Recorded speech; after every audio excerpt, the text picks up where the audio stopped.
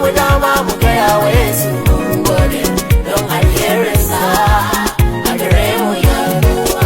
Yaushe za ka samu dama ki gaya wa Yesu ka gode, yaushe za ki samu dama ki gaya wa Yesu kin gode, yaushe za mu samu dama mu gaya wa Yesu mun gode don alherinsa a gare mu yanuwa. Wayansu masu bi sun taurara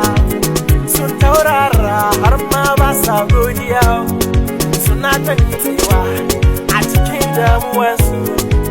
Hawa yanuwa sai mun sake rayuwar mu. Wa'ansu masu